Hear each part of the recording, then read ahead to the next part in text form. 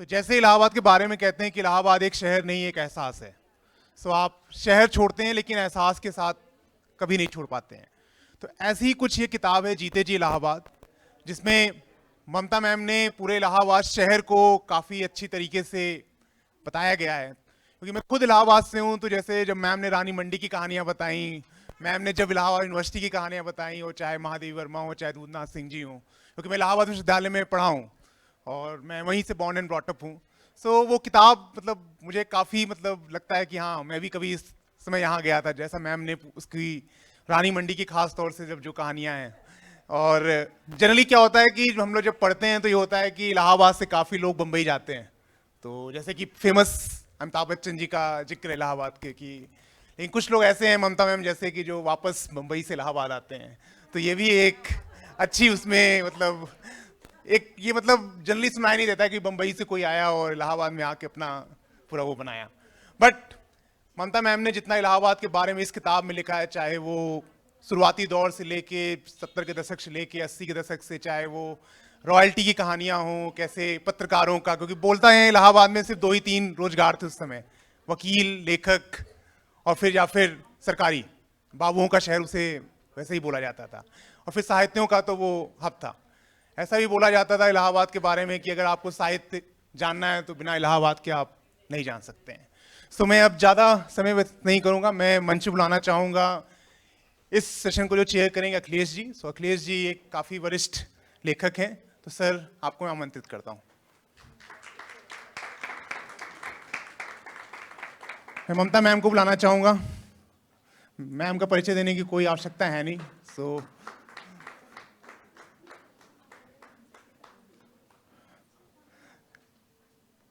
अंत में सोमेश्वर जी को बुलाना चाहूँगा जो कि भाषा अधिकारी हैं आईआईपी में। So welcome sir.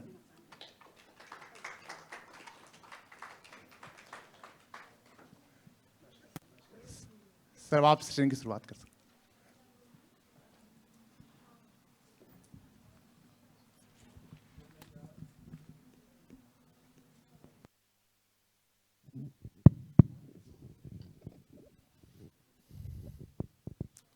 इस सभागार में आप सब लोगों का स्वागत है।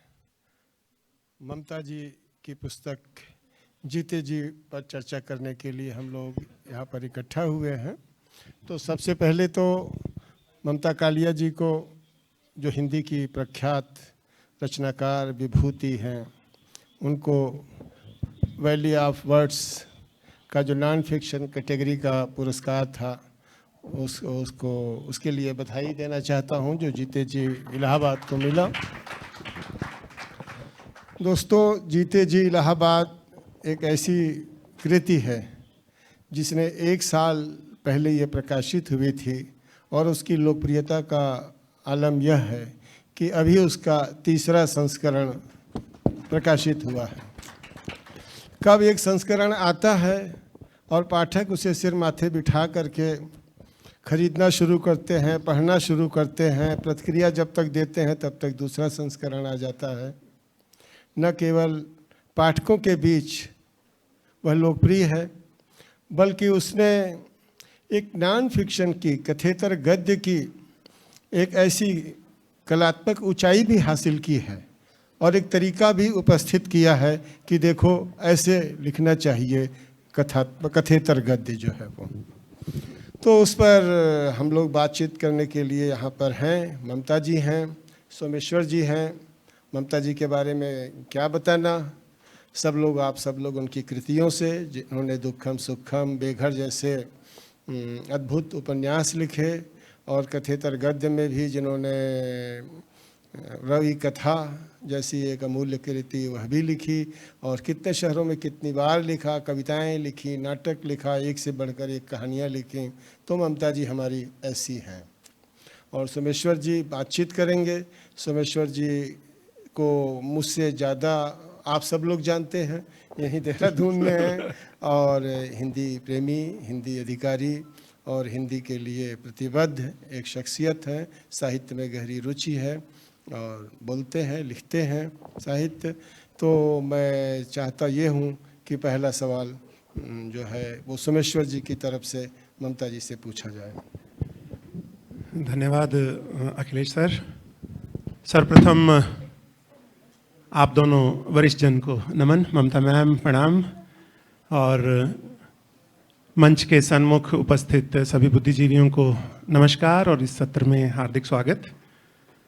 इलाहाबाद उर्फ प्रयागराज, जब भी बात आती है तो त्रिवेणी में स्नान की बात आती है। क्यों? क्योंकि मुक्ति मिलती है, मोक्ष मिलता है, पापों से छुटकारा मिलता है। इसलिए हमारे धर्म में एक विशेष स्थान है इलाहाबाद का, और उस पर ममता मैम की पुस्तक जीते जी इलाहाबाद। मैं यहीं से शुरू करता हूं।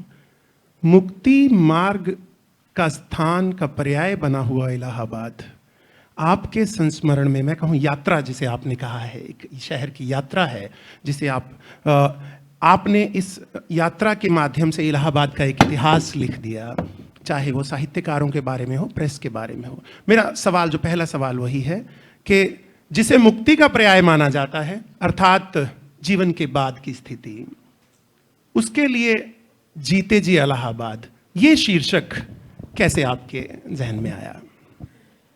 सोमेश्वर जी, साथियों, आप सबको प्यार भरा नमस्कार, जो सुबह सुबह साहित्य की खुराक लेने के लिए यहाँ आए हैं। साहित्य, दरअसल जितने यहाँ पर लोग यहाँ हैं उससे पता चलता है कितने कम लोगों तक साहित्य की बात पहुँचती है। फिर भी हम साहित्यकार मगन हैं कि वैल्यू ऑफ वर्ड्स ने हमें याद किया, और बड़ी खूबी से याद किया, और हमको खुश करने के लिए उसके पास साधन है। देहरादून आना मेरे लिए एक बहुत अच्छी मेमोरी है, क्योंकि मैं यहाँ कई बार आई हूँ। जब आई हूँ तब मुझे लगा कि इतनी साफ आबो हवा वाले शहर में ज़्यादा दिन रहना चाहिए या हमेशा रहना चाहिए। सोमेश्वर जी, जहाँ तक आपके प्रश्न का सवाल है, मैं आपको बताऊं कि मेरे दिमाग में दूर दूर तक मोक्ष, मुक्ति, धर्म कुछ नहीं होता है।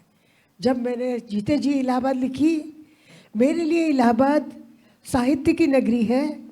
हम साहित्यकार चाहे कैसे भी हों, कमज़ोर, सशक्त हों, अशक्त हों, कैसे भी हों, हम शब्दों को ही अपना धर्म मानते हैं।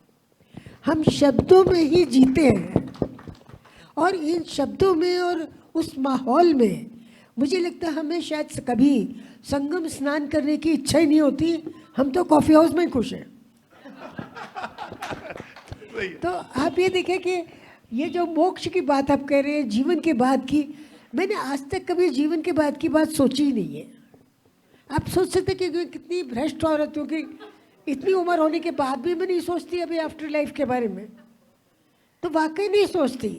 जब तक हम जीवित हैं तब तक ये मेला है और खेला है, और तब तक हम हैं, और जब तक हम हैं हम 100% हैं, न्यूनतम नहीं है। हम कलाकार हर चीज़ में अतिशय हैं। हम अपने प्रेम में, अपने युद्ध में, अपनी जलन में, अपनी शत्रुता में, मित्रता में, हर चीज़ में हम 100% हैं। तो हम वैसे ही लिखेंगे। तो ये किताब सोमेश्वर जी एक दूसरे तापमान पे लिखी हुई है। आपको पता होगा कि 19वीं शताब्दी में पेरिस को ग्लैमर की नगरी नहीं कहा जाता था, साहित्य और पत्रकारिता की नगरी कहा जाता था। इसी तरह से इलाहाबाद को जब हम वहाँ गए, 8वां दशक शुरू हो चुका था, तब हमारे सामने इलाहाबाद साहित्यकारों का नगर था।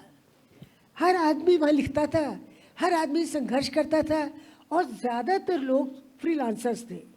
हम लोग नौकरी वोकरी की चिंता नहीं करते थे। एक सड़ियल से कॉलेज में मैं पढ़ाती थी, इसलिए कि घर में कोई एक तो काम करे। तो मैं, और हमारे घर में एक छापा खाना था जो घाटे में चलता था, एक प्रकाशन खोला था जो 100% फेल हो गया था। तो हालात ऐसे थे कि हमारे पास और कुछ नहीं था, और हम क्या तो मोक्ष पाते और क्या धर्म करते।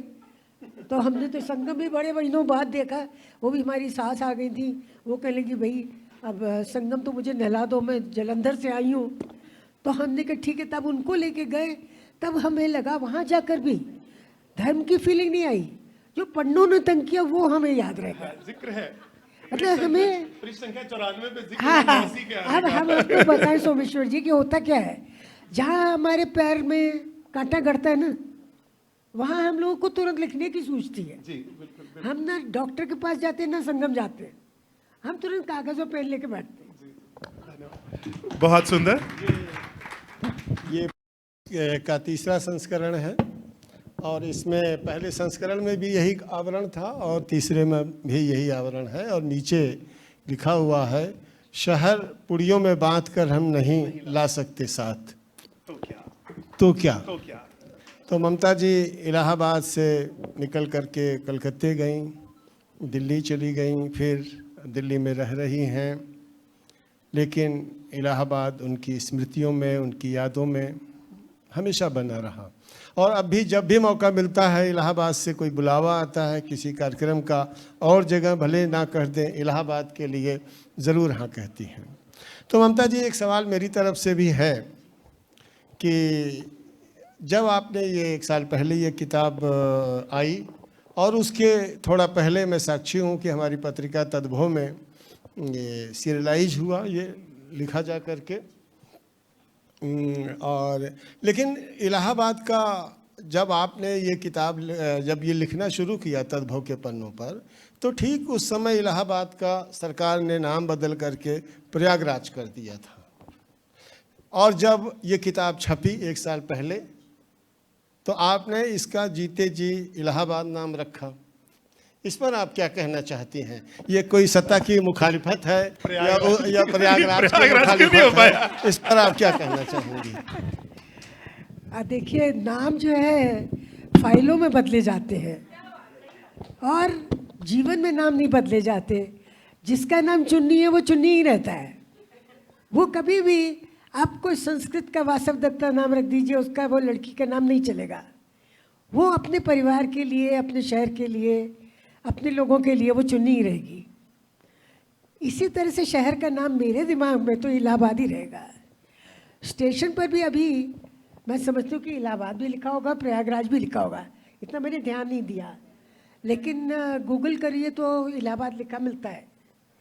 तो मैंने जब साल भर पहले, मैंने तो ये किताब अखिलेश के कहने से उन्हीं को और समर्पित अखिलेश की के हुई डर है। से नहीं, क्योंकि तद्भव में ये धारावाहिक छपी, और तद्भव ऐसी नहीं है कि जो रोज छपती हो पत्रिका। प्रथम पृष्ठ पे है, उनको 6 समर्पित महीने, की हुई हाँ, है, 6 अखिलेश को महीने में- समर्पित। 6 महीने में 1 अंक निकलता है।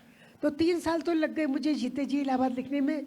और वो भी ये था कि जब मैं कहती थी मैं अब आगे क्या लिखूं, मैं नहीं सोचती कि मैं लिख सकती हूँ, तो अखिलेश रात के 10 बजे फ़ोन करते थे कि नहीं नहीं आप लिख सकते हैं, जल्दी भेजिए, अंक रुका हुआ है।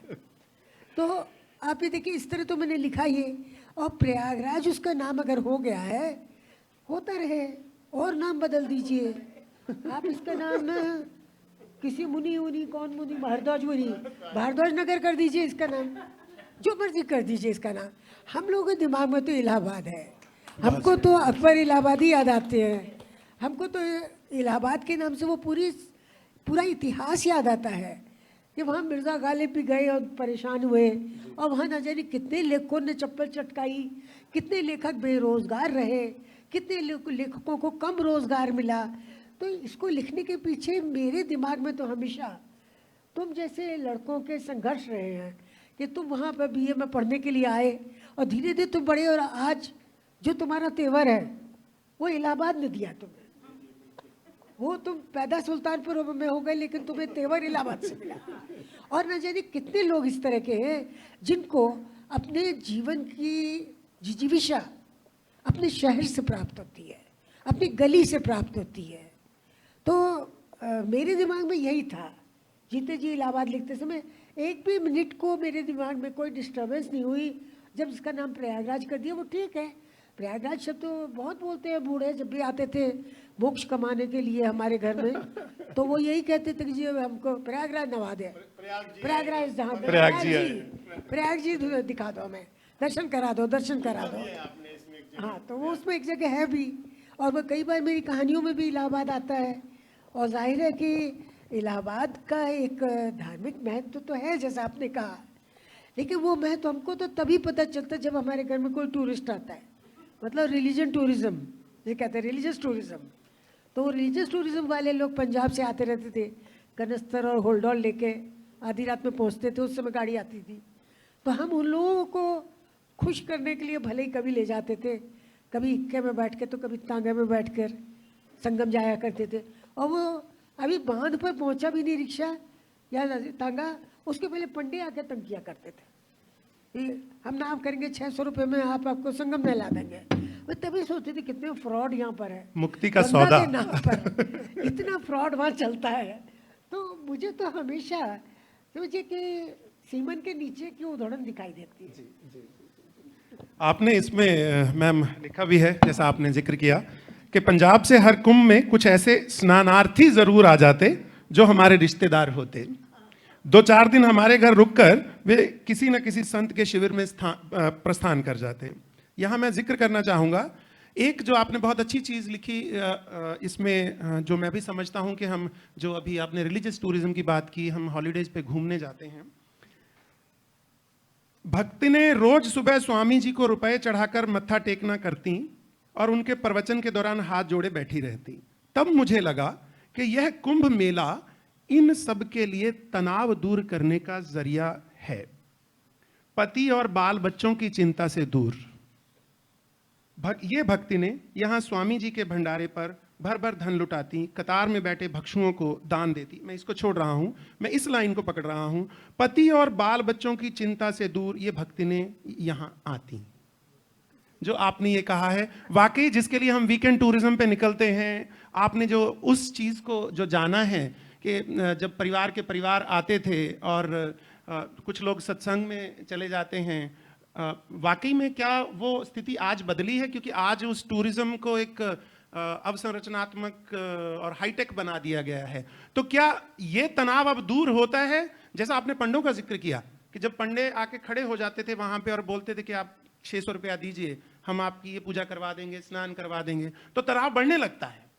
तो अब जब आप देखते हैं कि एक टूरिज्म बड़े व्यापक तरीके से प्रचारित और प्रसारित हो रहा है, तो क्या ये तनाव दूर करने के लिए, जैसे देहरादून में हम बैठे हैं, पहाड़ों पे लोग आते हैं, मसूरी आते हैं, तो ये अभी भी वही समीचीन है उसी तरह से? मुझे लगता है सोमेश्वर जी ऐसा है कि तनाव दूर करने के अब साधन ज़्यादा बढ़ गए हैं। और जहाँ तक आप ये कह रहे हैं कि अब तो रिलीजियस टूरिज्म ज़्यादा बढ़ गया है, तो वो तो बाज़ार प्रवेश करता जा रहा है चीज़ों में। वो बाज़ार अपने बड़े छोटे रूप में था जब संगम पर हम जाते थे और कुंभ का जो मेला लगता था उसमें, वो बहुत छोटे रूप में था। और आपको बताइए, मुझे वाकई लगता है कि स्त्रियां जो हैं वो अपने पति और बच्चों और घर की किचकिच से दूर वो बड़ी खुश होती थी, क्योंकि जो स्वामी जी थे वो कहते थे कि वो मीठा बोलते हैं, पति मीठा नहीं बोलता ना, ये बड़ी दिक्कत है। तो सबसे बड़ी बात ये कि मुझे लगता है कि व्यवहार कैसा है। तो जाहिर है स्वामी जी 1900 रुपये लेते थे, उन्हीं के रुपयों से वो मधुरता आती थी उनकी जुबान में, लेकिन फिर भी यह है कि वो उन्हें अच्छी लगती थी। और 1 महीना या 10 दिन अगर वो वहाँ रहती थी, सारी चिंताओं से दूर, और खाना जैसे एक लंगर होता है इस तरह सामूहिक भोजन बनता था, वो भोजन के बनाने की चिंता से भी दूर होती थी। तो मुझे लगा कि वो बूढ़ी स्त्रियों के पास और कोई जगह नहीं थी। देखिए, हम लोगों को तनाव दूर करना तो हम मॉल में चले जाते हैं, मूवी चले जाते हैं, हम शॉपिंग कर लेते हैं और हम घूम लेते हैं या किसी बॉयफ्रेंड से बतिया लेते हैं, ये सब काम हम करते हैं। लेकिन वो बेचारी बूढ़ी स्त्रियाँ क्या करेंगी? उनका तनाव कैसे दूर होगा? उनकी एक रास्ता कैसे टूटेगी? वो जाहिर है कि ऐसी किसी जगह जहाँ धर्म का बड़ा सशक्त, ठोस और पक्का भरोसेमंद इंतज़ाम है कि घर में कोई टीका टिप्पणी नहीं करेगा कि कहीं घूमने जा रही है। वो कहेंगे अरे हम तो पुण्य कमाने जा रहे हैं और हमारे पुण्य तुम्हें भी लगेगा। वो कहेंगे हमारे नाम की भी पूजा कर देना, हमारे नाम की भी कर देना। कहती हाँ, सबके कर दूंगी। करती कुछ नहीं है, वहाँ बैठी बैठी वो गप्पे मारती हैं। सुरक्षित सामाजिक धार्मिक ठीक है यात्रा। सही कहा मैडम। आप लोगों को एक इस किताब को लेकर के, जीते जी इलाहाबाद को लेकर एक किस्सा बताना चाहता हूँ, साझा करना चाहता हूँ। दरअसल जब कालिया जी से मैंने आग्रह किया, जब वो उनका निधन नहीं हुआ था, तो मैंने उनसे आग्रह किया कि आप एक इलाहाबाद पर आप लिखिए। उन्होंने कहा कि ज़रूर लिखेंगे इलाहाबाद पर। वो भी उत्साह में आ गए, और जैसे कि उनकी शैली थी कि किसी काम को करना होता था तो तमाम सारी किताबें पढ़ना शुरू कर देते थे। वो बहुत सारे इलाहाबादियों से बातचीत करनी उन्होंने शुरू कर दी, और उसकी पहली कड़ी तद्भव में उन्होंने लिख करके दे दी थी। और बड़ा ट्रेजिक है कि जब वह अपने अंतिम समय में अस्पताल में थे और थोड़ी देर के लिए वो होश आया उनको, तो उन्होंने पूछा क्या तद्भव का वह अंक आ गया, और लेकिन तब तक नहीं छपा था। शायद उनके निधन के 2-3 दिन बाद ही वो छप पाया, वो देख भी नहीं पाए। फिर मेरे ही मन में आया कि एक वो सिलसिला टूटना नहीं चाहिए। अगर एक अवधारणा थी इलाहाबाद पर लिखने की, तो क्यों वो आगे तद्भव के पन्नों पर क्यों न छापा जाए। मैंने ममता जी से, बहुत दुख में थी ममता जी, लेकिन फिर भी मैंने इनसे आग्रह किया कि आप अब इस जिम्मेदारी को संभालिए। चूँकि मैं भी इलाहाबाद का हूँ, इलाहाबाद मेरी भी मांस मज्जा में, स्मृतियों में बहुत खलबली पैदा करता रहता है, करता रहा है और पैदा करता रहेगा। तो ममता जी ने शुरू किया उसे लिखना, उन्होंने वो जिम्मेदारी संभाली।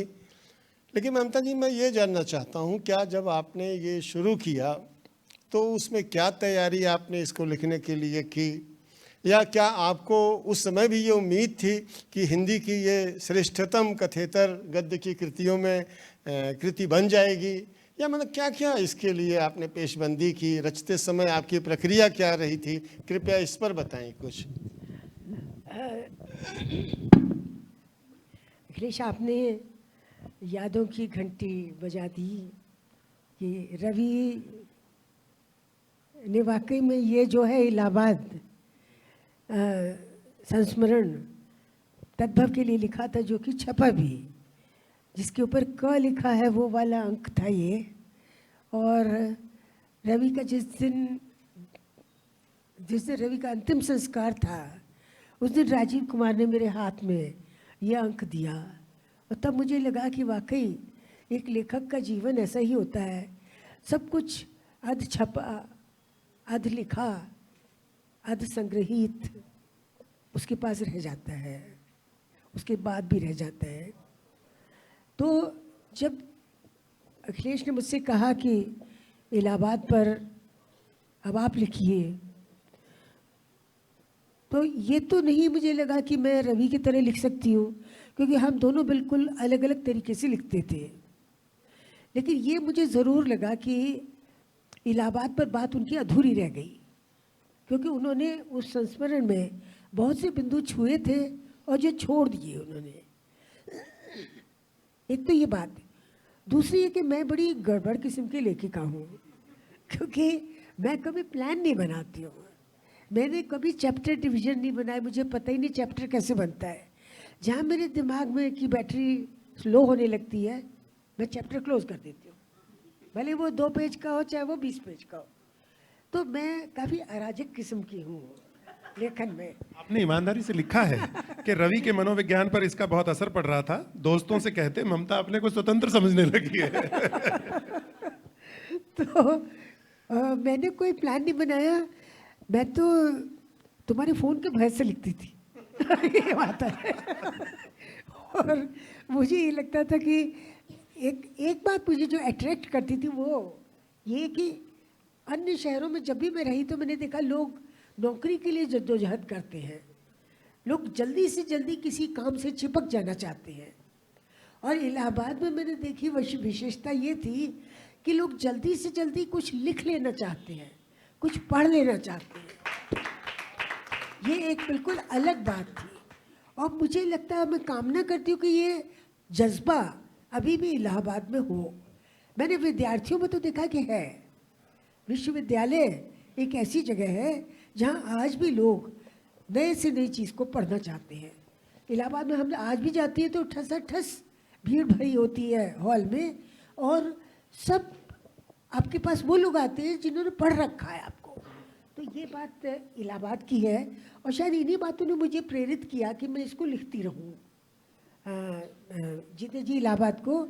और लेखकों के सारे संघर्षों को और सपनों को मैं चाहती थी, लेकिन वो पूरी नहीं इसमें आ सकी है। उसके लिए एक और किताब लिखनी पड़ेगी, जो कि मैं नहीं सोचती कि इतनी जल्दी संभव होगा। आपने साहित्यकारों की, जैसा अभी आपने कहा कि इलाहाबाद में लोग स्ट्रगल करते हैं, मेहनत करते हैं।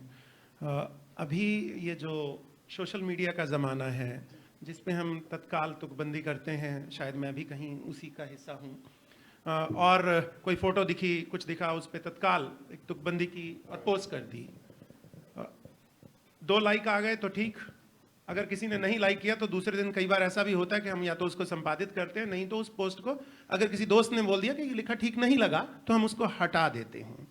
ये जो इंस्टेंट वाला जो प्रयोग हो रहा है, और ख़ास तौर पे मैं इंस्टेंट, मैं भी बुरा नहीं मानता इंस्टेंट को, क्योंकि ये टेक्नोलॉजी हमारे हाथ में पहुंच गई है, लेकिन ये जो तुरंत किसी भी चीज़ को विड्रॉ करने का जो प्रयोग हो रहा है कि कोई अगर थोड़ा सा भी 2-4 लोगों ने ट्रोल कर दिया है आपको, तो आप अपने जो भी कविता है, कहानी है, उसको या तो संपादित कीजिए या उसको वापस लीजिए, ठीक है। और कई बार तो ऐसा होता है कि कोई हो सकता है कोई युवा या कोई प्रतिष्ठित लेखक भी कुछ दिन के लिए उस प्लेटफॉर्म से गायब हो जाता है, लिखना बंद कर देता है। इस पे आप क्या टिप्पणी करना चाहेंगे? मुझे लगता है कि सोशल मीडिया का ये उपकरण और ये सुविधा बहुत अच्छी भी है। हम लोग जब किताब लिखते हैं तो कई बार ये होता है कि किताब में कुछ पेजेस पढ़ के ये लगता है अरे इनको दूसरी तरह से लिखा होता तो अच्छा है, लेकिन प्रिंटेड पेज को आप डिलीट नहीं कर सकते। प्रकाशक का पैसा लग चुका है, वो उसको दूसरी तरह से क्यों छापेगा कि आपको 4 पेज अपने जो है लग रहा है कि आप असंतुष्ट हो, आप उनको दूसरी तरह से लिखेंगे। वो तो तभी छापेगा जब उसका एडिशन पूरा होगा। और एडिशन के बारे में अभिषेक अग्रवाल की तरह हर आदमी इतनी ऑनेस्टली ये नहीं बता देगा कि 3 महीने में बिक गया, ठीक है ना। तो जाहिर है कि प्रकाशक से ये पता लगना बड़ा मुश्किल है कि आपका अगला एडिशन कब होगा। तो ऐसे में आप जो कह रहे हैं कि डिलीट वाली, मुझे लगता है सुविधा बहुत अच्छी है सोशल मीडिया में, delete as well as inclusion. कि आप चाहे तो कोई चीज़ उसमें फिर ऐड कर सकते हैं, आप चाहे तो डिलीट कर सकते हैं। देखिए जीवन में भी अगर इस तरह की सुविधा होती ना, सोशल मीडिया में है कि आप कुछ गलतियां अपनी डिलीट कर देते हैं तो जीवन कितना अच्छा हो जाता है। हम सब बड़े निर्मल होते हैं तब। हर एक का नाम निर्मल वर्मा होता है।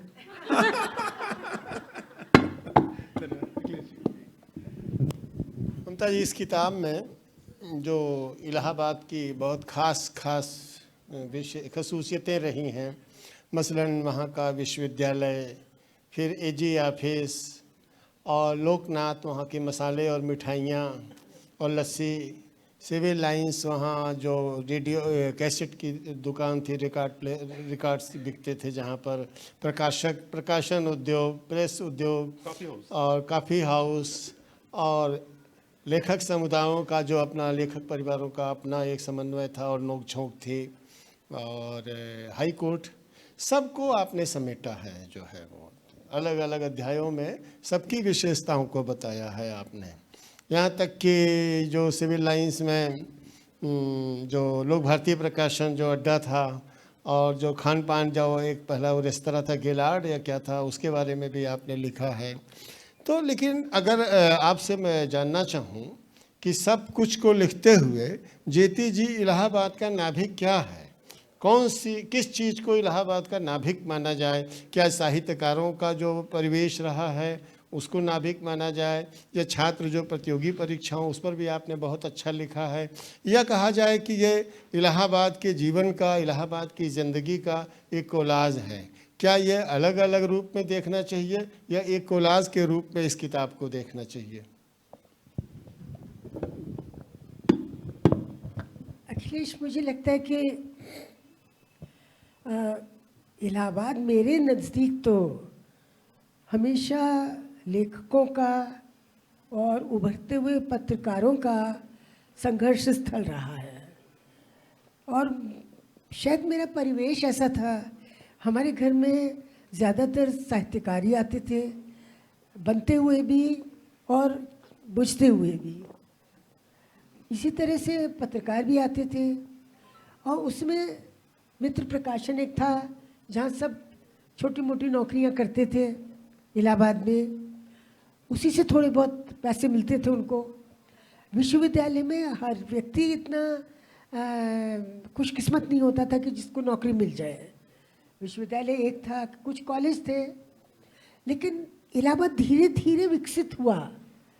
और जब हमने देखा तब इलाहाबाद में अवसर बहुत कम थे, तो हम उसको जीविका का शहर नहीं मान सकते हैं, वो जीवन का ही शहर रहा। और जीवन भी मुझे लगता है कि अपने बहुत ही मामूली रूप में वहाँ पर था। वो मामूलीपन का शहर है मेरे लिए। दरअसल वो एक चलता फिरता शहर है जिसमें तरह तरह के लोग घूम रहे हैं, और उनका कोई बहुत अचीवमेंट नहीं है, उपलब्धियों का शहर नहीं है, वो प्रयत्नों का शहर है।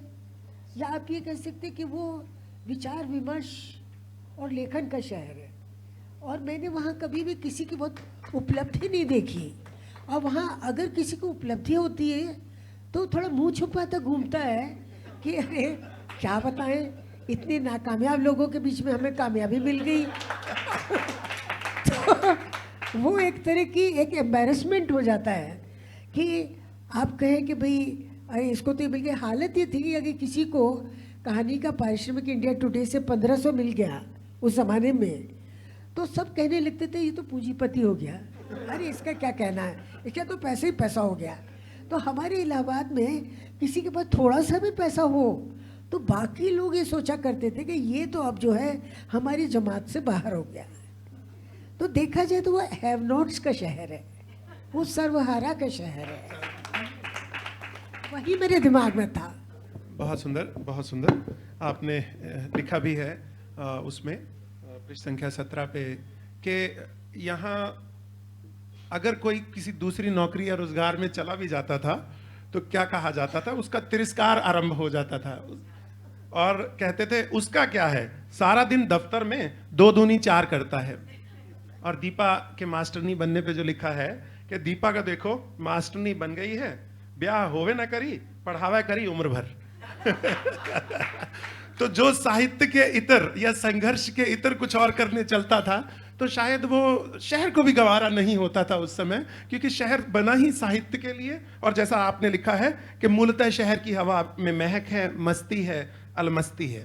ये शहर इलाहाबाद उसी के लिए है। लेकिन आपने एक वार्ता में जिक्र किया था, जो पापा थे वो आकाशवाणी में थे, तो आप बहुत सारे शहरों में घूमी हैं, नागपुर भी गई हैं, पुणे भी गई हैं, जैसा अखिलेश जी ने भी बताया कि दिल्ली भी, आप बहुत सारे शहरों में घूमी हैं। हाँ, एक ये है कि क्योंकि अखिलेश जी का ये अनुरोध था और ये एक यात्रा या संस्मरण लंबित था, तो मैं क्या समझूं कि जिस बखूबी से, जिस खूबसूरती से इलाहाबाद का यात्रा चित्र आपने हमारे हाथों में दिया है, पाठकों के हाथों में दिया है, आने वाले समय में अन्य शहरों पे भी ये कृपा होगी या नहीं होगी? देखिए, किसी शहर के बारे में लिखने के लिए उसमें लंबे समय तक रहना पड़ता है, रमना पड़ता है। तो इलाहाबाद के अलावा जो लंबे समय तक मैं 2 ही शहरों में और रही हूँ, एक दिल्ली, एक मुंबई। दिल्ली लिखने लायक शहर नहीं है और दिल्ली शायद जीने लायक भी शहर नहीं है, इतना प्रदूषण है वहाँ पर। और वहाँ केवल वातावरण में प्रदूषण नहीं है, मुझे लगता है वहाँ के विचारों में भी काफ़ी प्रदूषण है ना। और बम्बई एक अच्छा शहर है क्योंकि वो कई शहरों में विभाजित है। वहाँ उपनगर है और वहाँ पर कुछ ऐसे पॉकेट्स हैं जहाँ पर लेखक और पत्रकार अपना जमावड़ा आज भी करते हैं। तो बम्बई में यह कहूँगी कि ज़्यादा लोकतांत्रिक है और दिल्ली उतना तांत्रिक नहीं है, जबकि लोकतंत्र की सीट की मुख्य पीठ दिल्ली है। दिल्ली है। तो अगला कोई शहर मैंने कई बार ये सोचा कि मैं जीते जी इंदौर लिखूं, लेकिन देखिए कोई चीज़ रिपीट नहीं होती कभी भी। जैसे हिस्ट्री नेवर रिपीट्स इटसेल्फ, मुझे लगता है किताब को भी आप रिपीट नहीं कर सकते हैं। अब इंदौर में जो याद है 60s में मैंने देखा, 57 to 61 4 साल मैंने इंदौर को देखा, और इंदौर में इलाहाबाद के कई गुण हैं। वहाँ पर भी कला, साहित्य, संगीत, संस्कृति को बहुत इज्जत देते हैं, जैसे कि इलाहाबाद में है। तो ये बातें अच्छी लगती, लेकिन मैं नहीं सोचती कि मैं लिख पाऊँगी, क्योंकि पूरी पुस्तक के लायक मेरे अंदर उसका तापमान नहीं होगा, उतना लंबा अनुभव नहीं है। जी जी सोमेश्वर जी, वैसे इसी में थोड़ा जोड़ना चाहूँगा। ममता जी ने एक पुस्तक लिखी है, उनकी पुस्तक है कितने शहरों में कितनी बार। तो ये सभी शहर जहाँ ममता जी रही हैं, इंदौर पर भी उसमें एक अध्याय है, बम्बई पर भी है, कलकत्ता पर भी है, और मेरे ख्याल से मथुरा पर भी है। तो वो बहुत सारे शहर उसमें आए हैं। तो जाहिर है कि जहाँ का ज़्यादा जीवन है, जहाँ का इलाहाबाद जितना जीवन, इलाहाबाद जितना जीवन का अनुभव और शहरों का उतना नहीं है। और तो लेकिन वो आए हैं शहर।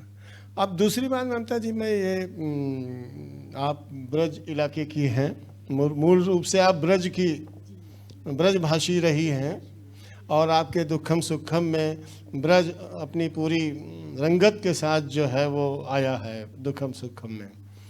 या राय वाली आपकी जो कई कहानियाँ आपकी हैं, जिसमें ब्रज जो है, ब्रज भाषा का पूरा फ्लेवर दिखाई पड़ता है।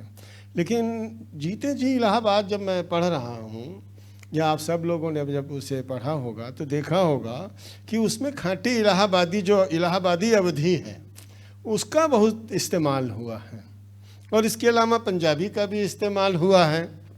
तो ये आप एक ब्रजभाषी होते हुए बुनियादी रूप से और खड़ी बोली की रचनाकार होते हुए कैसे इन भाषाओं को साधा, इन बोलियों को कैसे आपने साधा?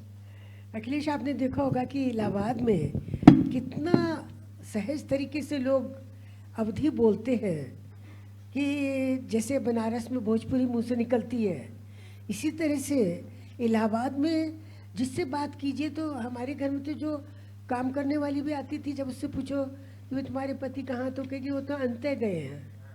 अब अन्यत्र को अंत्य कहना ये अवधि की बात है। केवल रामचरितमानस में अवधि नहीं दी है, जीवन की बोलचाल में अवधि आती है। अच्छा, और कितने ही लोग ऐसे थे जैसे ज्ञान रंजन, नीलाभ, ये लोग बहुत अच्छी अवधि बोलते थे, और ये सब हमारे संगी साथी थे, हम लोग जिनके साथ बातें होती थी हमारी। तो आप ये देखिए कि अवधि जो है इलाहाबाद में रची बसी है। पान वाले से बात कीजिए तो पान वाला भी अवधि बोलता है वहाँ पर, और वो ऐसे ऐसे शब्द बनाते हैं वहाँ इलाहाबाद में लोग, कि अगर बैंक हमारा चपरासी जाता था कॉलेज का, तो कहता था बैंकवा जा रहे हैं, कोई कोनो काम हो तो बताओ, तो बैंक को वो बैंकवा बना देता था, पॉकेट शब्द को वो पॉकेटवा बना देता था। तो आप देखिए हमारे यहाँ तो अवधि जो है इलाहाबाद में इस तरह से बोलचाल में है कि वो अंग्रेजी को भी अवधि बना देते हैं। हिंदी को तो अवधि बनाते ही हैं, वो अंग्रेजी को भी अवधि बना देते हैं। ऊपर से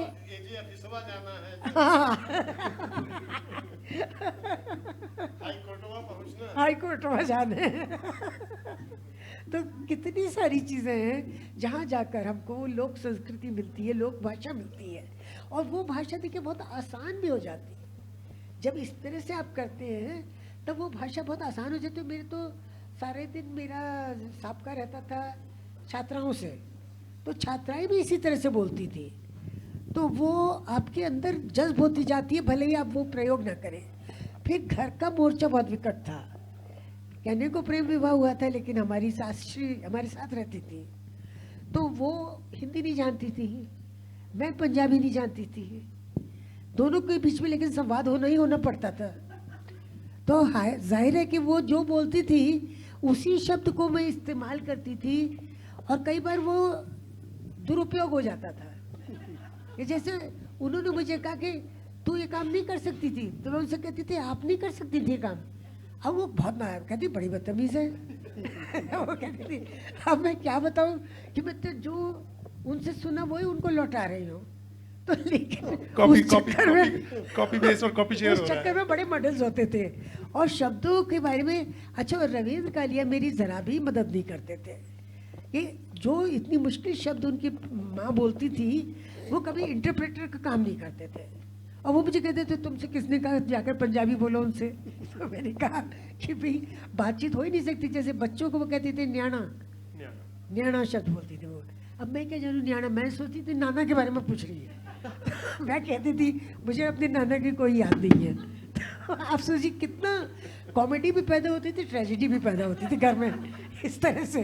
तो जीवन बड़ा विकट था उस समय। तो बड़ा विकट लगता, आज याद करते तो हंसी आ रही है, उस समय रोना आता था क्योंकि कितनी चीज़ें ऐसी होती थी। और हमेशा ही होता था कि माता जी जो है वो एक छोटा सा पंजाब ढूंढा करती थी घर में, जो नहीं मिलता था क्योंकि मैं यूपी की थी। और उनको ये अभाव और ये गैप बहुत बुरा लगता था। रवि को कोई तकलीफ नहीं होती थी मेरे से, रवि बड़े आराम से मेरे साथ एडजस्ट कर लेते थे। लेकिन माता जी को वो कुछ कहते नहीं थे और माता जी स्वतंत्र थी ये सोचने के लिए कि मैं कुदेसन हूँ। तो मुझे कुछ शब्द हैं जो मेरे अंदर अभी भी खटक रहे हैं, जो अभी मैं लिख नहीं पाई हूँ, कि वो मुझे हमेशा कुदेसन कहती थी मेरी सास। कहती कहाँ की कुदेसन ब्याह के ले आया है, बात ही गल ही नहीं समझती मेरी ये। तो बाद में मैंने एक बार खुशवंत सिंह के एक लेख में पढ़ा था कुदेसन मतलब जो दूसरे देश से, गलत देश से ले आए। बुरे देश की। हाँ, कूच के अर्थ तो बुरा ही है, मतलब उनकी भाषा तो इसलिए देशन पंजाबी तो आप ये देखिए कि होता यही था हमेशा कि मैं उनकी बात नहीं समझ पाती थी पूरी, और वो इस बात से बड़ी फ्रस्ट्रेटेड रहती थी घर में। और बच्चे भी नहीं समझते थे, बच्चे खाटे इलाहाबादी, वो अवधी बोलते थे, हिंदी बोलते थे, लेकिन पंजाबी उन्हें भी नहीं आती थी। और रवि बिल्कुल पंजाबी नहीं बोलते थे, रवि तो बिल्कुल हिंदी बोलते थे। चाहे कोई भी घर का उनका रिश्तेदार आ जाए वो हिंदी बोलते थे, अंग्रेजी भी नहीं बोलते थे। जो अंग्रेजी बोलते थे उसे हिंदी में जवाब देते थे। तो हमारे घर में भाषाओं की बड़ी धक्का फैलती उसमें अवधी पंजाबी कुछ भी आ सकता था। और मेरी तो भाषा में मराठी बहुत आती है क्योंकि मैं महाराष्ट्र में 9 साल रही हूँ, 9 साल रही हूँ मैं। अच्छा, नागपुर मिला ले तो फिर तो 12 साल हो गए वहाँ की तो मैंने खाली मुंबई के साल की थी। विदर्भ रीजन की हाँ, मराठी और अलग है। पुणे गिन ले तो मराठी 15 अलग। साल हो गए जी जी। आपने तो इसका जिक्र अपनी पुस्तक में भी इलाहाबाद में जो गली गली में जो भाषा बदल जाती है उसमें भी किया है। अनहुयत तारा कुछ शब्द नहीं, था। अय्यापुरी। अहियापुरी, सॉरी माफी चाहता हूँ, अहियापुरी। अहियापुरी का जिक्र करते हुए आपने कहा है कि यहाँ की भाषा अलग है और शहर की भाषा अलग है। तो वाकई, और मैं यहाँ क्योंकि मैं पंजाब से आता हूँ तो मैं कहूँगा कुदेशन में जैसा हिंदी में हम कू को बुरा मानते हैं, पंजाबी में कू को बुरा नहीं माना जाता। कौन, किथे, किदा, ये सब कॉमन शब्द हैं वहाँ पे। तो कुदेशन का अर्थ वहाँ कॉमन वही है जो अपने देश से नहीं है। तो जैसा आपने कहा कि माता जी जो है वो छोटा पंजाब ढूंढती थी, जैसे आप इलाहाबाद लेके चलती हैं, वो छोटा पंजाब ढूंढती थी घर में, तो वो कुदेशन का अर्थ था कि ये पंजाबण नहीं है, इसीलिए इन्हें कुछ नहीं पता, वो सीधा सही बोल रही है। ठीक है। तो कुदेशन कु वहाँ बुरे अर्थ में नहीं है, कुदेशन का है जो अपने देश से नहीं है, दूसरे देश से है। जी, तो इसलिए है कि इस देश की नहीं है, मतलब पंजाब की नहीं है, आउटसाइडर है। जैसे वो मराठी में आपने सुना होगा, एक कहावत चलती है, जब आप महाराष्ट्र में होते हैं, मैं भी रहा हूँ, तो जब कुछ बात होती है तो वो इंट्रोडक्शन में बोल देते हैं, हे आपला माणूस आहे। आपला मानुस मतलब अपने शहर का, अपने प्रांत का है। और तमिलनाडु में रहा हूं तो वहां तो सीधा बोलते हैं, वहां तो आपका रंग देखते ही और भाषा देखते ही बोल देते हैं कि ये दिल्ली साइडर है, वहां सारे दिल्ली साइडर हो जाते हैं। ठीक है, जितने भी नॉर्थ इंडियन है। मैम, यहाँ मैं ये पूछना चाहूँगा, शहर बहुत बदल गए हैं और बदल रहे हैं, इंदौर भी बहुत बदल गया है, स्वच्छता में सबसे आगे है, ठीक है, और आपने इसमें जिक्र भी किया है अध्याय 2 में कि क्या बताएं, शहर का नक्शा एकदम बदल गया है। ये ऊंची ऊंची इमारतें बन गई हैं, अभी बननी जा रही हैं। सारा दिन बालू सीमेंट उड़ाती धूल भरी आंधी चलती है, सड़कों की शान फना हो गई है, लोग अपनी हरियाली बेचकर खुशहाली खरीद रहे हैं। ये संदेश है अंधाधुंध विकास की ओर, जो हम सिमट गए हैं। आपने तो एक वार्ता में कहा था कि आप नदी के किनारे बैठ के जब समय बीतता रवि ने कहा था, और उन्होंने, रवि जी ने जो जिक्र किया आपने वो वार्ता में, पिछली वार्ता में वो बताया था। तो मेरा कहना है कि आपने ये पूरा शहर जिया है, आज लोग केवल अपने अपार्टमेंट की सोसाइटी जीने लगे हैं। इस भिन्नता को, इस अंतर को आप कैसे देखते हैं? हाँ, ये भी देखिए, ये महानगर, सब नगर महानगर में बदलते जा रहे हैं, तो धीरे धीरे हम सिमटते जा रहे हैं। हम ऐसे फ्लैट में रहते हैं 9वीं मंजिल पर कि जहाँ न छत अपनी और ना ज़मीन अपनी। ऐसी जगह हम हवा में अपना मकान बनाते हैं, लिफ्ट से चले जाते हैं, और ताज़ी हवा के लिए रूम फ्रेशनर चलाते हैं, एयर फ्रेशनर चलाते हैं, और गर्मी के लिए हम रूम वार्मर चलाते हैं। तो ऐसे जीवन में जाहिर है कि सब संवेदनाएं भी आपकी उसी तरह से डिब्बा बंद हो जाती हैं।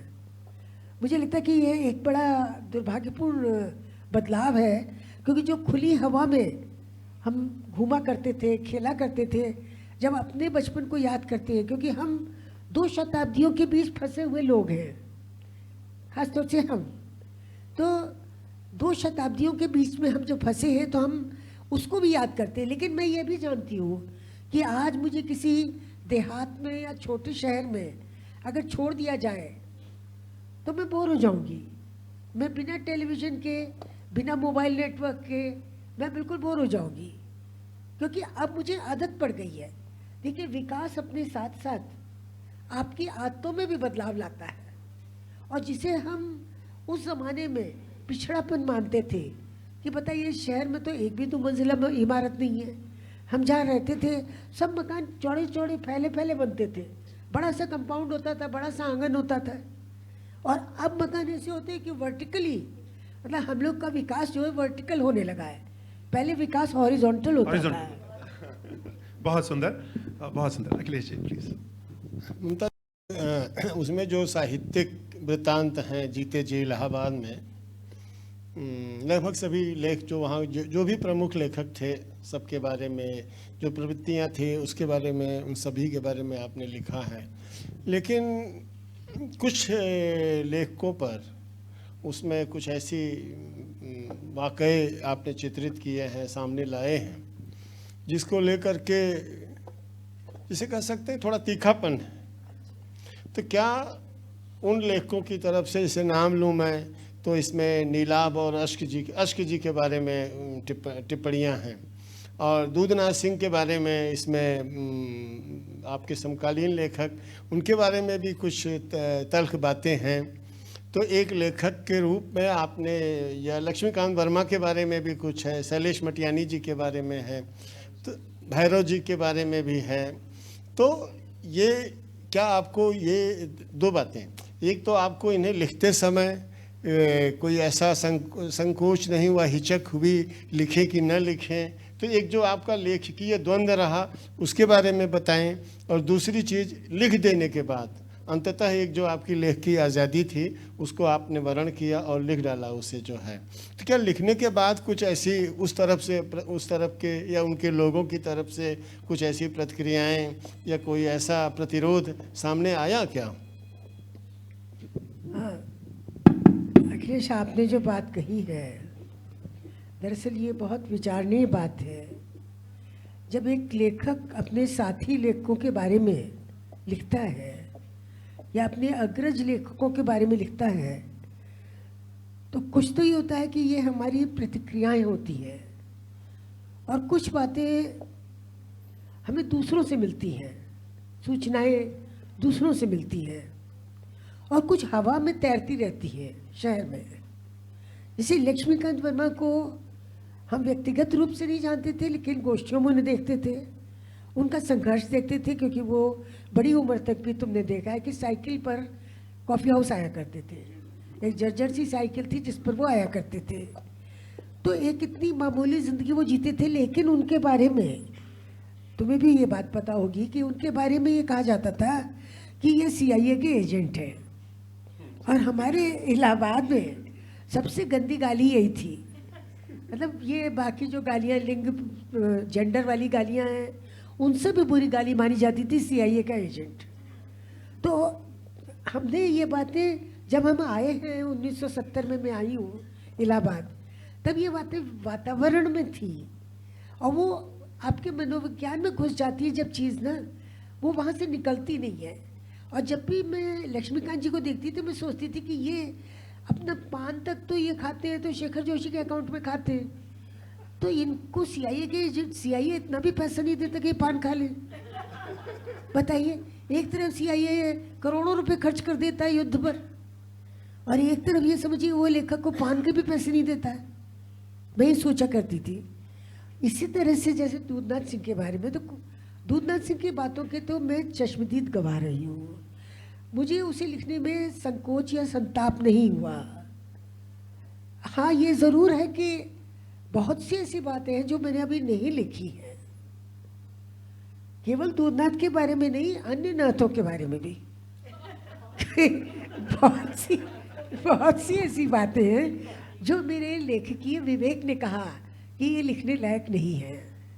खासतौर से वहाँ की कुछ महिला लेखक ऐसी थी जो स्ट्रगल भी कर रही थी, शॉर्टकट भी ढूंढ रही थी, और फिर वो धीरे धीरे गुमनामी में भी चली गई। लेकिन मैंने उनको नहीं उठाया क्योंकि मुझे लगा कि शायद वो उचित ना होगा। और दूधनाथ सिंह की जहाँ तक बात है, मैंने जो लिखा है उनके बारे में, तो उनके एक पट्ट शिष्य हैं सुधीर सिंह। उन्होंने इस किताब को छपने के बाद सबसे पहले सोशल मीडिया पर कमेंट किया था, और उन्होंने कहा था कि वो क्या जानती हैं दूधनाथ सिंह को, ममता कालिया। और ममता कालिया ने बिल्कुल गलत लिखा है कि अवार्ड लेने के लिए वो उनके घर पहुँचे, और उन्होंने ये कहा कि नहीं, वो तो अलग गए थे, और मैं इस बात को जानता हूँ। अब ठीक है, वो अनुराग में बोल रहे थे, अच्छी बात है, गुरु के पास उसके शिष्य भी होते हैं। मैं उनकी शिष्य नहीं थी दूधनाथ की, मैं तो प्रतिद्वंदी लेखक थी। तो जाहिर है कि मेरे लिए दूधनाथ एक रकीब लेखक थे मेरे लिए, है ना। अब अच्छा लिखते तो जाहिर है कि रकाबत उसी से होगी जो अच्छा लिखेगा। लेकिन साथ ही साथ दूधनाथ के अंदर बहुत सी एबनॉर्मल बातें भी थी। और दूधनाथ का विवाह मेरी फ्रेंड निर्मला ठाकुर से हुआ था, और निर्मल कोई बहुत प्रसन्न पत्नी नहीं थी, और उनकी कई बार आशंकाएं और उनकी तकलीफ़ें निर्मल मुझे बताती थी। वो एक अलग चैप्टर है, इसीलिए उन्होंने रीछ जैसी विरूप कहानी लिखी, इसीलिए उन्होंने कितनी ऐसी कहानियाँ लिखी, प्रतिशोध या कोई भी उनकी कहानी हो, जिसमें कि कई बार ये पता चलता है कि उनके रिश्ते सामान्य नहीं थे। मैंने उस जीवन को नहीं छुआ क्योंकि मुझे ये लगा कि मुझे कोई बदला थोड़ी लेना किसी से। मैं तो एक किताब लिख रही हूँ, और मैं अपनी उदासी और अपने एकांत और एकाकीपन को दूर करने के लिए लिखती हूँ। मुझे बदले नहीं चुकाने, मुझे हिसाब नहीं चुकाने लेखन से, ये सब कोई काम नहीं करना है, क्योंकि ये तो बहुत घटिया काम होता है कि हम लिखकर कोई जगह जगह कांटे बिछा दें। उसके लिए मैं नहीं लिख रही थी। आपने जो कहा सुधीर सिंह को, मैं सुधीर सिंह ने यह भी लिखा कि ऐसा लगता है इस किताब को पढ़ के कि रविंद्र कालिया और ममता कालिया खाली दूध के धुए हुए लोग हैं और बाकी सब जो है खराब है इलाहाबाद में। लेकिन मेरा ऐसे कोई मंशा नहीं थी, और मैंने अपने को भी कोई हीरो नहीं बनाया। मैं तो अपनी सब गलतियाँ सबसे पहले बता देती हूँ, इससे पहले कि दूसरे बताएं मैं बता देती हूँ। और रविंद्र की भी मैंने सारी गलतियाँ गिन गिन के रवि कथा में भी बताई हैं, इसमें भी जिक्र है। क्योंकि हम दोनों ही बड़े गड़बड़ किस्म के लोग थे, और क्या सुधरेंगे हम। तो आप ये देखिए कि वो कोई बात नहीं है। और एक तो प्रसंग इसमें, एक प्रसून जी का कोई प्रसंग है, और प्रसून जी के बारे में लिखा, वो मुझे लगता है एक संक्षिप्त सी एक विचलन होती है, वो हमें किसी में भी हो सकती है। किसी भी सुंदर चेहरे को देख के हम भी विचलित होते हैं, और ये ज़रूर है कि हम अपने को काबू कर लेते हैं, मन मार लेते हैं जैसे कहना चाहिए। और प्रसून जी की वो क्षणिक सी विचलन थी, और उसको कॉम्प्लिकेट किया प्रसून जी ने बाद में रवि को बताकर। आपने जिक्र किया है, आपने पुस्तक में जिक्र किया है उसका। लेकिन ममता जी, ये यहीं पर एक सवाल कि बाकी जितने लेखकों के बारे में आपने लिखा, सबकी आइडेंटिटी जो समाज में थी उसी नाम से लिखा जो है, लेकिन दो किरदारों के बारे में इसमें आपने, जैसे मुझे नहीं लगता कि प्रसून जी जैसा कोई लेखक ऐसा इलाहाबाद में था, मैं भी इलाहाबाद में रहा हूँ, या ऐसे ही एक लेखिका जो आपके घर में आती थी, तो उसका भी मुझे लगता है वास्तविक नाम प्रसून जी, और ये उस लेखिका का जो नाम आपने रखा है वो एक छद्म नाम है। तो क्यों आपने हर बाकी लेखकों का नाम तो उनकी आइडेंटिटी के साथ लिखा, और इन दोनों का आपने आइडेंटिटी क्यों बदल दी? वो जो रजिस्टर दे गई थी हाँ, पढ़ने के जो लिए रजिस्टर दे छोड़ गई थी, क्यों बदल दिया दोनों का आपने? देखिए, आपको बताएं कि जिस लेखिका के बारे में मैंने लिखा, महत्वाकांक्षी लेखिका के बारे में, वो जरा बाघिन किस्म की लेखिका है, समझे? अगर वो एक बार आपके ऊपर हमला करना शुरू करेगी तो कभी उर्दू बोल के कभी अंग्रेज़ी बोलकर वो आपको इतना आतंकित कर देगी, और वो कहेगी नहीं ऐसा नहीं था, और अगर उसके अंदर ज़रा भी इंटेलिजेंस होगी तो वो पहचान जाएगी कि ये उसके बारे में लिखा है। तो इतना तो मुझे लगता है कि इतनी छूट तो एक लेखक लेता है कि आपको, कि कौन इसको सही रोशनी में देखेगा और कौन इसको सही रोशनी में नहीं देखेगा। तो जहाँ मुझे खतरा था कि ये सही रोशनी में नहीं देखा जाएगा, वहाँ मैंने ज़रा सा रद्दोबदल किया है, और नाम के एक अक्षर भी नहीं बदले हैं, एक अक्षर नहीं बदले हैं मैंने, लेकिन थोड़े से नाम बदले हैं, थोड़ा सा फेरबदल किया है। मेरे साहस की कमी कह लीजिए इसको, या ये कह लीजिए कि वो लेखक बहुत विख्यात हैं और मैं नहीं चाहती कि वो कुख्यात बने। उनके प्रति सम्मान और उनके सम्मान को पहुंचे कहीं। धन्यवाद अखिलेश जी, यदि अनुमति हो मैम तो हम प्रश्न ले लें क्योंकि समय की कमी है। जी जी प्लीज माइक पहुंचाएंगे प्लीज।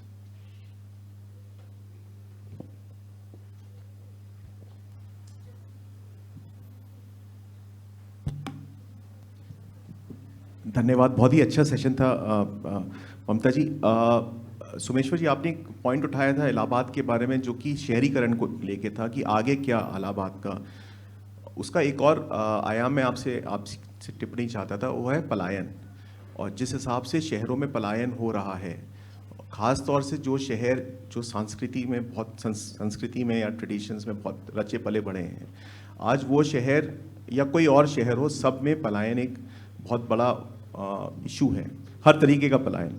और कल्चर जो है किसी भी शहर का, मेरा मानना है, ठहराव से आता है, जहाँ पे जिस हिसाब से उसकी संस्कृति बनती है।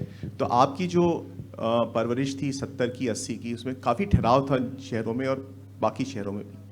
आज की स्थिति में पलायन ऐसा हो गया कि ज़रा सा भी हम थोड़ा सा उन्नति कर लेते हैं, सब लोग उस शहर से को छोड़ के कहीं और चले जाते हैं। तो कस्टोडियन कल्चर के कोई रह नहीं जाते हैं उस शहर में, और उससे जो लोकल सिटी के इंस्टीट्यूशंस होते हैं, चाहे वो यूनिवर्सिटीज़ हो, कोर्ट हो, एडिटोरियल्स हो, तो आपका इस बारे में इलाहाबाद को लेके क्या व्यू है कि आगे मान लीजिए 40 साल के बाद अगर कोई लिखे जीते जी इलाहाबाद तो उसका क्या स्वरूप होगा शहरीकरण और पलायन को मद्देनज़र रखते हुए? मैं आपको बता दूं कि मुझे पता है इलाहाबाद में ऐसे कई परिवार हैं जहाँ 3-3 पीढ़ियों से किसी ने पलायन नहीं किया।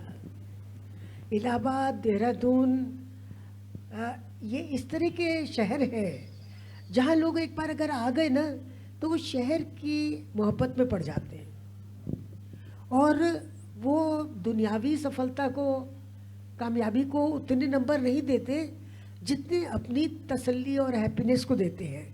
मैंने एक जगह इसमें लिखा भी है कि नीलाभ का बेटा जब छोटा था और वो बीबीसी में नीलाभ काम करता था, तो परिवार वहाँ चला गया इंग्लैंड। जब लौट के आया तो हमने उससे पूछा कि तुमको इंग्लैंड पसंद है कि भारत?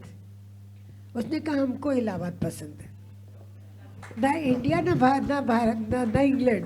उसने जवाब दिया कि हमें तो इलाहाबाद पसंद है। तो इलाहाबाद में मैंने ये देखा है कि पलायन वाली जो बात है वो मजबूरी में ही करते हैं। आज ठीक है, आज पढ़ने लगे बच्चे, MBA भी कर लेते हैं और उसके बाद उनको कॉर्पोरेट सेक्टर में ऐसी जगह नौकरी मिलती है कि उनको फिर कोई वापस ठिकाना नहीं मिलता है। इलाहाबाद आते हैं एक सूटकेस लेकर ही आते हैं, निकलते भी एक सूटकेस लेकर ही हैं। तो ये एक अलग विषय है जो आप कह रहे हैं पलायन वाला, लेकिन इलाहाबाद बेसिकली शायद ठहराव का ही एक नाम है। इलाहाबाद में आज भी मैं देखती हूँ कि अभी भी मैं जाती हूँ जब इलाहाबाद, तो लोकनाथ में जो दुकान जहाँ थी वो वैसी के वैसी मिलती है। आपने आमुख में एक शब्द और वहाँ पर अंगोछा पहने जो आदमी रबड़ी बना रहा है, एक आदमी और वहाँ रबड़ी पहना रहा है, तो देखने में लगता है कुछ बदला हुआ है। जब उससे पूछते वो कहते वो दादाजी तो मर गए, मैं उनकी जगह कर रहा हूँ ये काम। तो मतलब हलवाई भी वहाँ पर आपको मिलेंगे पुश्त दर पुश्त, कि उसका फिर पिता ने बनाया होगा, उसके बाद उसके बेटा बना रहा है। तो थोड़ा सा मैं समझती हूँ कि एक शहर के अंदर एक संस्कृति भी होती है और इसे जड़ता भी कह सकते हैं आप जैसे लोग अगर मान लीजिए बहुत तरक्की करने वाले लोग हैं, आगे जा रहे हैं लोग, तो सीधे विदेश चले जाते हैं। होता तो ये कि आप छोटे शहर, हमारे परिवार में तो ये रहा हमेशा, पंजाब में ये बहुत रहा है कि जालंधर से, फगवाड़े से, नकोदर से सब कनाडा। सीधे इंग्लैंड और एक कनाडा। अचार का मर्तबान और एक कंबल लेके चले जाते हैं। और आप समझिए कि वो वहाँ जाके इतने सुखी, सफल, समृद्ध हो जाते हैं कि शायद वो कभी लौट कर नहीं जाते अपने गाँवों में। इलाहाबाद में मैंने देखा कि इस तरह का पलायन नहीं होता। जो इलाहाबाद का आदमी है ना, वो जहाज के पंछी की तरह लौट लौट कर आता है। और ये बहुत सी शहरों में है, बिहार के भी गांवों में ये चीज़ है। मेरी एक फ्रेंड है, वो हमेशा जब देखो कोई त्योहार आता है वो पहले भागती है अपने गांव दरभंगा। तो आप ये सोचिए कि कुछ शहर ऐसे हैं, छोटे शहर ऐसे हैं जो अपने अंदर एक अनुराग को समाये रखते हैं। और वो हमें अच्छा लगता है, वो अपनी गलियों के साथ, वो अपनी तंग गलियों के साथ, वो अपनी तंग नज़रों के साथ, वो अपने पिछड़ेपन के साथ, हमें फिर भी वहाँ सुकून मिलता है। वहाँ बहुत ऑर्डिनरी किस्म के होटल है जहाँ हम जाके ठहरते हैं, लेकिन हमें अच्छा लगता है फिर भी वहाँ के गड्ढे जो वहाँ रहते हैं बेचारे, वो कहते हैं अरे देखिए हमारा शहर में कितना गंदा है यहाँ। हमें वो गंदगी नहीं दिखती, हम अपने उस पुराने शहर को जीते हैं। देखा जाए तो हम लोग दो लोग दो शहरों में चल रहे हैं। वो आज के इलाहाबाद में चल रही है, मैं पुराने इलाहाबाद में चल रही हूँ। एक स्मृतियों में बसा हुआ शहर होता है। तो मुझे लगता है कि पलायन वाली जो बात है वो अब धीरे धीरे जाहिर है कि एक जो जनरेशन मिलेनियम आ गई है, इसमें ये लागू होती है कि बच्चे पढ़ लिख कर कामयाब होने की तलाश में और चले जाते हैं देश विदेश परदेश। लेकिन हम जिस ज़माने के हैं उसमें यह है कि आज भी समझते हैं कि कंटिन्यूटी बहुत बड़ी चीज़ है, मरासिम बने रहे। हाँ बताइए आप। सुशील जी। आपको सुनना हमेशा इसलिए सौभाग्य की बात होती है कि ये सत्रों की जो समय अवधि है वास्तव में बहुत ही ऐब पैदा करने वाली है कि आप 50 मिनट में अखिलेश जी को और ममता जी को सुन सकें और सोमेश्वर जी जो संचालन कर रहे हों। मेरे जहन में दो बातें थी कि सुबह के सत्र में नीलाक्षी जी के उपन्यास पे चर्चा हुई और आपकी इस कृति पे चर्चा हो रही है। तो दोनों कृतियाँ स्त्री के साहस को अलग अलग तरह दिखाती हैं। और मैं जब आपको सुन रहा था तो मेरे दिमाग में ये था कि क्या लिखते वक्त उस साहस का कोई कैलकुलेशन होता है। जब जो अखिलेश जी ने जो बात उठाई कि आपने बहुत सीनियर लोगों के बारे में बहुत स्पष्टता से लिखा कि जो चीज़ें सामने थी वो आपने लिख दी बिना बहुत ज़्यादा कैलकुलेट किए बिना, तो ये साहस उम्र के साथ आता है या अनुभव के साथ आता है या ये कोई आकस्मिक परिघटना है कि बस आप लिखने बैठते हैं और फिर आपको लगता है कि सही गलत का निर्धारण बाद में किया जाएगा?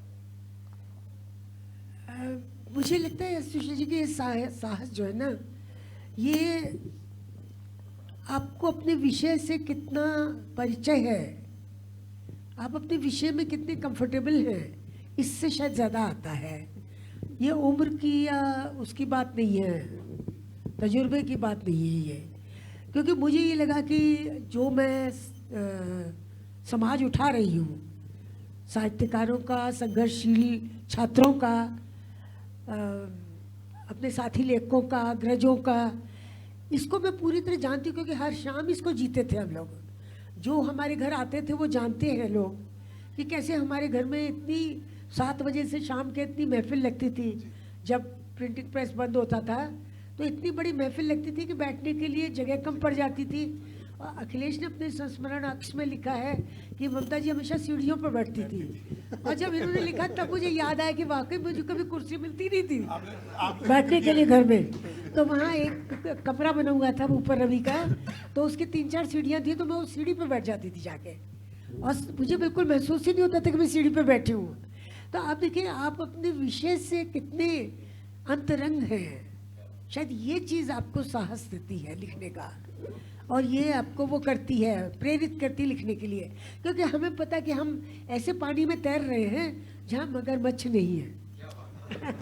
ममता जी आज जब बोलती रहती हैं तो हमेशा यही लगता है कि सुनते रहें हम लोग, लेकिन वक्त की कमी है। मेरे ख्याल से एक सवाल आप कर दीजिए। हाँ जी हाँ। हाँ ममता जी, मैं भी इलाहाबाद की हूँ, अभी अभी आपसे मिली।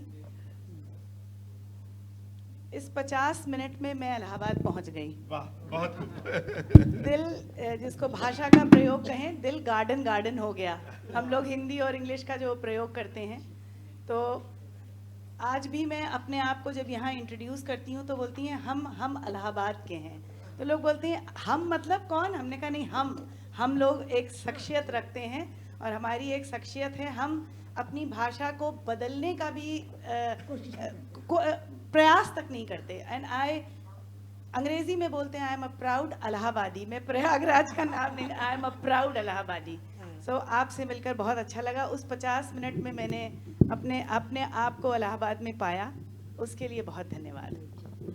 जी जी।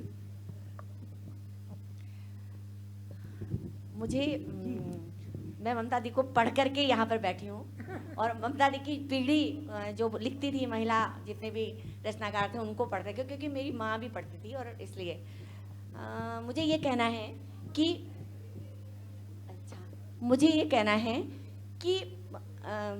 अविनाश जी के प्रश्न जो आपने जिस तरीके से करे, और अखिलेश जी का तो खैर कहना ही क्या है, वो तो जानते ही हैं सर। हाँ, सोमेश्वर, आप लोगों ने इतने गहराई से, इतनी बारीक तरीके से पूरी किताब के बारे में और पूरी ममता दी की शख्सियत के बारे में जो प्रश्न करे वो अद्भुत है, और पूरी चर्चा बिल्कुल अद्भुत है।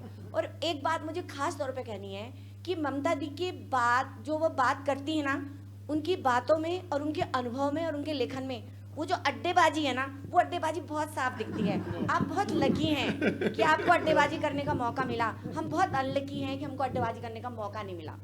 हमारी जिंदगियों में, औरतों की जिंदगियों में खासतौर पे अड्डेबाजी नहीं होती है, और मुझे इस बात का बहुत कष्ट है। मैं अपने साथियों को रोज गाली देती हूँ कि तुम अड्डेबाजी करते हो, हम नहीं कर पाते।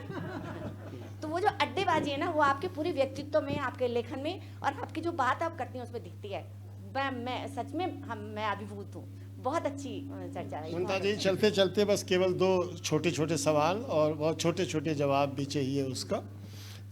एक मैं ये कहना चाहूँगा कि हर किताब लिखी जाने के बाद और बाद में लेखक को लगता है कि कुछ छूट गया, तो क्या जीते जी इलाहाबाद लिखने के बाद, तीसरा संस्करण आ जाने के बाद आपको कुछ और लगता है ऐसा कि ये चीज़ होनी चाहिए थी? अगर लगता है तो कोई एक ऐसा प्रकरण बताएं कि जिसे छूट गया हो, जो और बहुत ज़रूरी हो।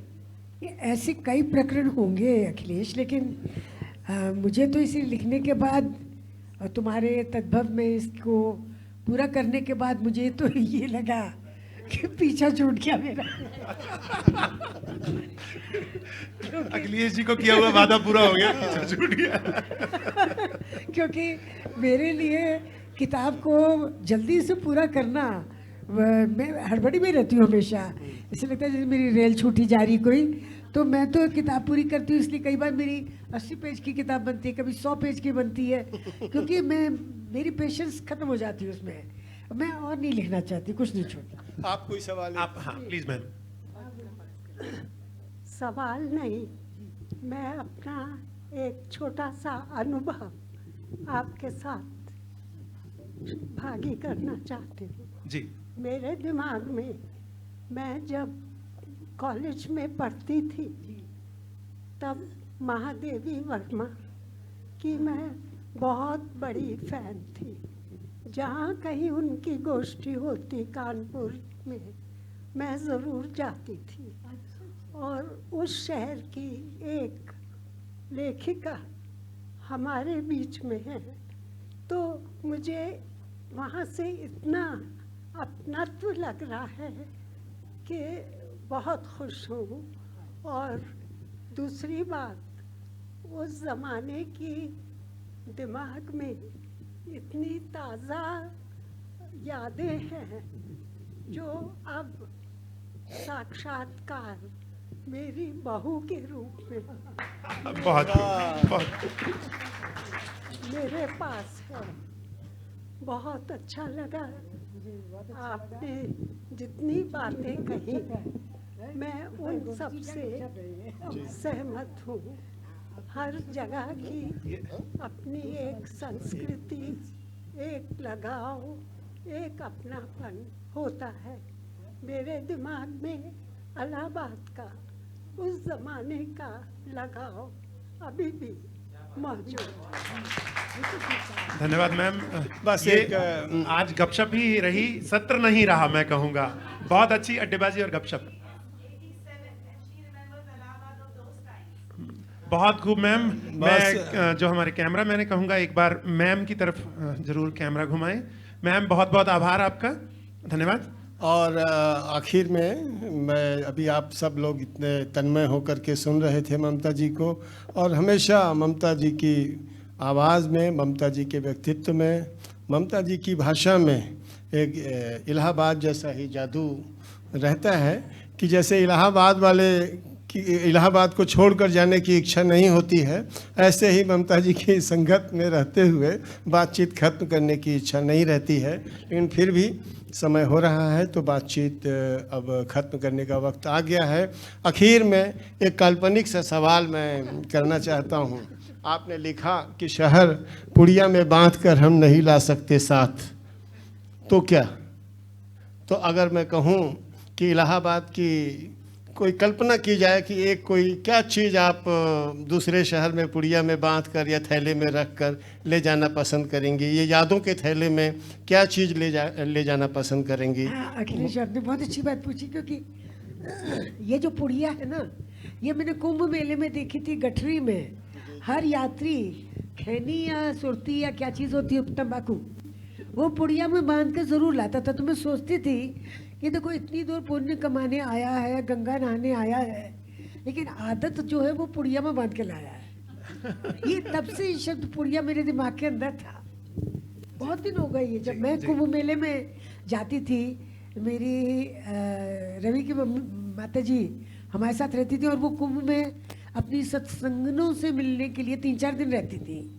तो मेरी ड्यूटी रहती थी उस समय कि मैं उनकी देखभाल करूं, तो मुझे भी घूमने का खूब मौका मिलता था।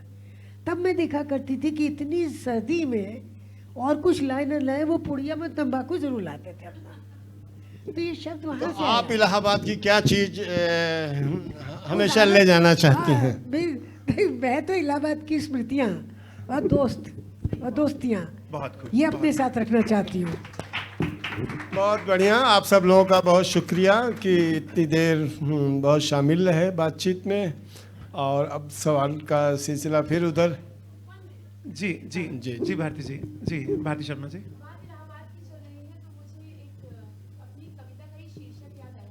और जो शीर्षक अपने आप में इलाहाबाद के लिए मैं कैसा सोचती हूँ या मैं वहाँ रहकर उस शहर को कैसा देख पाई, उसको दिखाता है। ये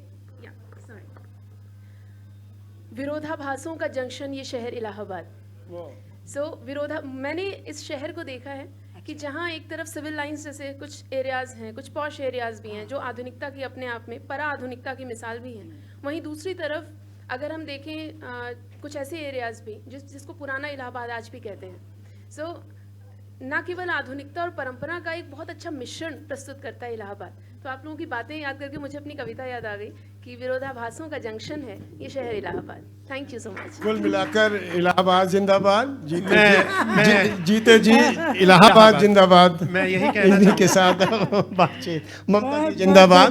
और अब खत्म करते हैं अपनी बातचीत। अखिलेश जी एक मिनट। अखिलेश, सोमेश्वर जी धन्यवाद मैम। और आप सब साथियों बहुत बहुत धन्यवाद और प्यार कि हम सब ने बैठकर इलाहाबाद को याद किया, इलाहाबाद को सेलिब्रेट किया। एक ऐसा शहर हमेशा याद रखिएगा जो लेखक पैदा करता है। मैं यही कहना चाहूँगा मैम आपको सुन के एक सेकंड के लिए कि जो पंक्तियाँ मेरे ध्यान में अभी अभी आई कि चलिए उसी कॉफ़ी हाउस, उसी प्रेस के अड्डे पे चलते हैं। चलिए उसी कॉफ़ी हाउस, उसी प्रेस के अड्डे पे चलते हैं, फिर गपशप लड़ाते हैं, दोस्तों से मिलते हैं। आज इस पूरी चर्चा का यही आमंत्रण है आपको। चलिए मिलके इलाहाबाद चलते हैं, इलाहाबाद चलते हैं। शुक्रिया, धन्यवाद बहुत बहुत आप सभी का भी।